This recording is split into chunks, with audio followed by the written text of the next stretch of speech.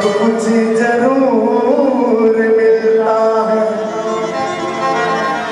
और ये सब कुछ उसको मिलता है जो श्रद्धा से, प्रेम से, भक्ति भाव से यहाँ पर आता है, उसी को मिलता है। और उसको थोड़ा भक्ति भाव कम होता है तो उसको कुछ कुछ मिलता है, और वो जो श्रद्धा से प्रेम से आता है उसको सब कुछ मिलता है। खाली मोड़ दे गई